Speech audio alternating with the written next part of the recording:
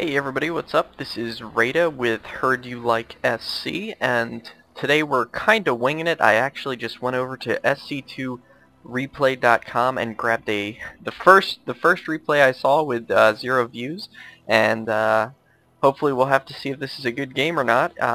Spawning in the bottom part of the map, we have Twitch as the red Zerg, and spawning at the top part of the map, we have Ender playing the blue Terran.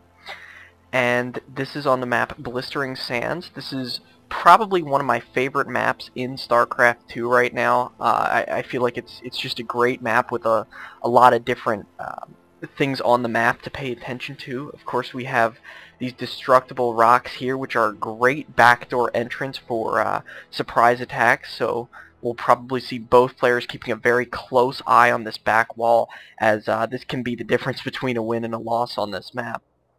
We also see each base has a natural that's very close by and very easy to defend. There's a very small choke here, and if you can get down here and secure this, it's really easy to defend your natural, provided you don't forget about these destructible rocks here.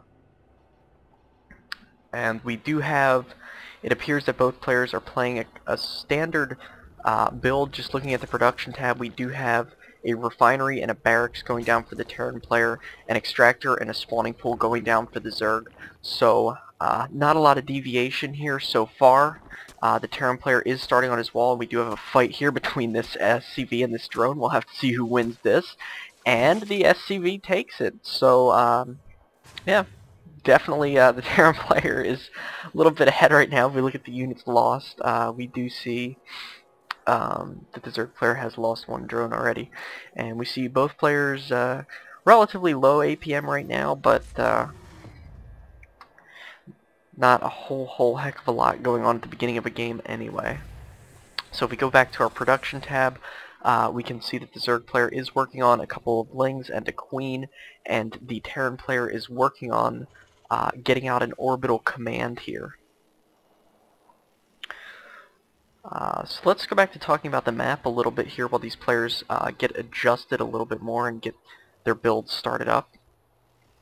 You'll notice there's these Xel'Naga watchtowers here, which actually provide a great amount of sight. There's essentially 3 pathways to the enemy's base in this map. You can go through the direct center, which is low ground, and both Xel'Naga towers, actually, their sight will stretch into this middle area here. And so if you prefer a sneak attack, you can either go around this side or come around this side here and try to get in, provided your opponent does not have a Xel'Naga watchtower. And so we do see the Zerg player researching the metabolic boost for his lings, and we do see more drones coming out. So definitely, the Zerg player is definitely building up a good economy right now. They didn't opt to go a fast expand build, which is usually not a good idea against Terran.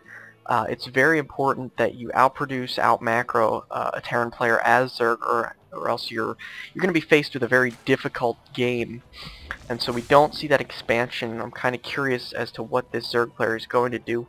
We do have a Baneling nest going down to take care of this wall, and we do have Zerglings pounding away on it, but this SCV is going to be able to repair this, and we do have Reapers out on the field from the Terran player.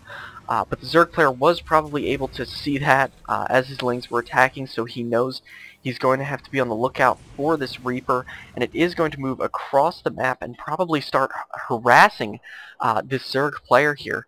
And we do have a Roach Warren going down. That way the Zerg player can kind of deal with this Reaper, which honestly looks like it's stuck right now or something behind these rocks here. And we do have more Speedlings going up here, but the Reaper is almost going to get surrounded by them, and the Reaper is forced to retreat. We do have a second one coming onto the field here, but these Speedlings are going to be able to take care of that with very little trouble. He is going to be forced to retreat back up to this cliff here. And we see the Zerg player right now in a very comfortable position here.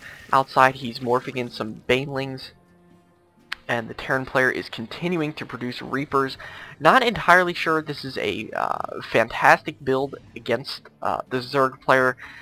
He is unaware of the Banelings right now, but he does know his opponent has Speedlings. And Reapers are just not the best choice versus Speedlings at all. But it does appear we have those Nitro Packs researched. These are going to be speed boosted Reapers, and we do have them coming through the middle here. Zerglings passing by. He does see those going past, and debates going back for a little while, and then he just says, meh, the heck with it, my wall can hold it. So these Reapers are going to come in here and begin harassing the Zerg player, but the Zerg player does have roaches out, and he is going to be able to hold off this attack. That armor is really, really crucial in dealing with these Reapers, excuse me, and the Reapers are not going to be able to punch through that thicker armor. We do have Banelings here hitting, and the Terran wall has opened, and this Reaper is so terrified. He just thought he would spin. He has no idea what he's going to do at all, and he is going to get killed by those Zerglings, and the Zerglings are inside the Terran base right now. Not a great position for the Terran player. He needs to try to get this wall resealed, and he needs to get units out on the field, or else he's going to be in a very difficult situation. He's forced to pull his SCVs off the line and take care of these Speedlings, but we do have two more just kind of running around, probably either being saved to scout. Oh, they are going to morph into Banelings. Very good play by the Zerg player here, taking these off to the side. He knows the Terran player does not have a whole lot to defend against these kind of Banelings with, and they are going to be able to take out a great deal of SCVs very quickly. So the Zerg player playing wonderfully so far, being very smart with his choices. And we do see the Terran player has Marauders out on the field right now, which are going to be able to deal with those roaches. However, it appears these Banelings must have taken out a good deal of these SCVs while I was looking away. I do apologize for that. We do have the Zerg player researching Goliath Reconstitution, which is going to speed up his roaches, I believe. And we do have this Marauder and Marine Force moving out, either going to take this choke or move against the Zerg player. The Terran player definitely needs to put some pressure on the Zerg player after that huge economic loss. Or else the Zerg player is going to be able to get very far ahead in the economy here, and he is going to scout out this Evo chamber, almost getting stuck behind it, but he is able to get around. He sees this Baneling nest now.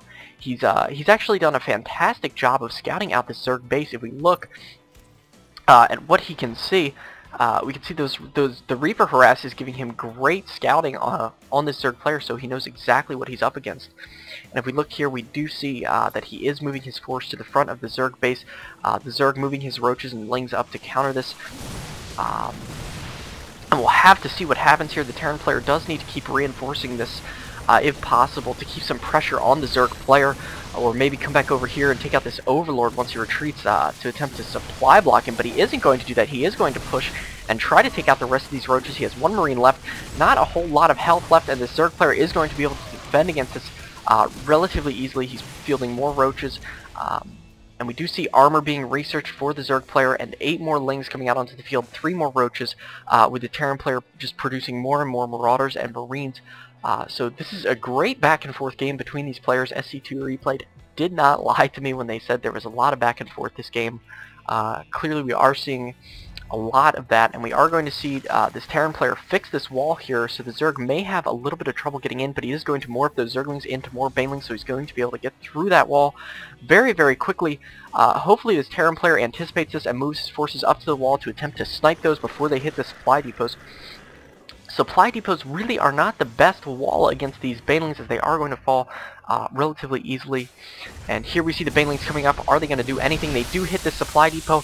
Both supply depots are on fire right now. The Terran player desperately needs to get over here and repair these. If he loses these, he's going to be supply blocked, his wall is going to be finished, and he's going to be in big trouble. And we do have these Zerglings again going to the back of the base and going to morph into Banelings. Great play by the Zerg player, but the Terran player anticipates that, and he is going to move over and attempt to take these out before they morph. Will they finish? No, it does not appear they will, but in the meantime, we have more and more Zerg forces pouring to the outside of this Terran base here. This wall is open and partially damaged at this point still. Not a whole lot of repair going on right now. He needs to pull a little bit more SCVs off the line, and we do see the Zerg player kind of moving over into position, getting himself set up, and getting this Terran player blocked off, making sure this force that is going to move out does not get to his base, and that was a great play by the Zerg player. He needs to move the rest of his forces in right now, or this Terran is going to get some free kills, and he does just that. Will he be able to keep this Terran player contained, though? Yes, it appears he is, and the Marauders are forced to retreat, pulling back up that ramp, getting stuck a little bit on this SCV here that's repairing this supply depot, and we do see the roaches burrowed a bit. Great play again Very, very careful play by this Zerg player. He's letting them heal up a little bit before he brings them back into the fight. He's waiting for reinforcements, and we do see a Spire going down for the Zerg player, and we do see another hatchery coming out. So this Zerg player is definitely in control this game. The Terran player definitely looking a little weak, and we do see these roaches pop back out and start to do work on this supply depot, but we have Marauders coming back down to reinforce. This Terran player desperately needs to throw down a scan here and take care of these roaches, or they are going to become a problem. He is going to move his Marauders out, and he might get surrounded here if he's not careful. He's right on top of the burrowed roaches, and that is not where you want to be as a Terran player. You definitely want to avoid being surrounded by Zerg at all costs. And we do have more roaches coming out. We have more creep tumors going down for the Zerg player. He's going to attempt to make a little creep highway here between his base, so he has a little bit more mobility in case he needs to reinforce it. But really, it doesn't look like he's going to need to do that at all. The Zerg player is clearly in control of this game. And we do have these Marauders going to work on these roaches here, but the rest unburrow and they start doing work on these Marauders. The Marauders stim to attempt to get a little bit of a damage bonus here and a little bit of a speed boost so they can do more and more damage. The Zerg player definitely trying to conserve as many roaches as possible, although it's hardly necessary at this point. Whatsoever. We do see the Terran player pulling his SCVs off the line, and this is clearly going to be a loss for this Terran player, as I don't see too much more of what he can do. We do see more Marauders and Marines coming out to attempt to deal with these roaches.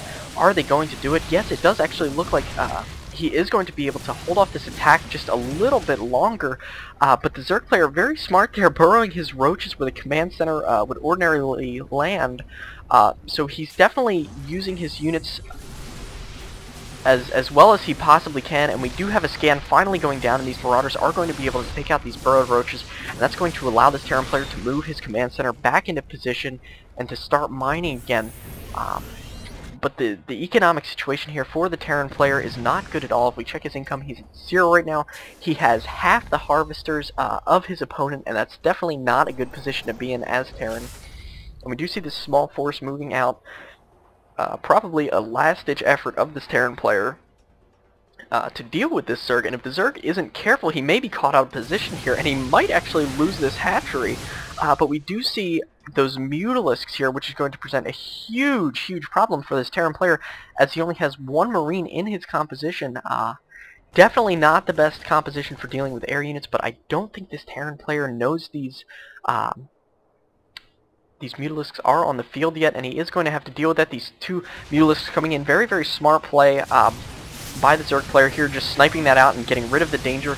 But we do have these Marauders starting to go to work on these hatchery, and they are going to be able to take that and the Queen out before these Mutalisks are able to kill them. So definitely a good bit of aggression by the Terran player here, and he is going to move in and try to do just a little bit more damage to this Zerg player. While he resituates his own economic position, we do see him building some more SCVs, getting some more Marines on the field to deal with these Mutalisks, but they are going to attack the Terran player, it looks like now, which is definitely a smart play. We do see the combat shields being researched to give a little bit of a health boost to these Marines, but it's definitely not going to be in time. If we check the resources of each player, the Zerg is clearly ahead here. He's got 800 resources in the bank. He's got another hatchery going down, presumably. Yes, he does have his hatchery going back up, and he has more Mutalisks being produced. So we definitely have these Mutalisks here. They are probably going to be able to take out this already slightly damaged command center, and this is going to be good game for this Terran player here. And so while this this game wraps up, I would just like to promote our forums, which are new. We definitely need some new members there, so check the description box, sign up, and what do we have here? We have the Terran player attacking the Zerg in a last-ditch effort here to try to deal with these Mutalisks and to try to hurt the Zerg player as much as possible. This is a ridiculously close game for whatever reason right now. It really shouldn't be, and we do have these Mutalisks coming in, and they are going to be able to clean that up, and that should be the GG from the Terran player right there, as he has no minerals left and not too many units left. He does have a few Marines, but the last of those just died here, and Ender has left the game. No GG. What an asshole.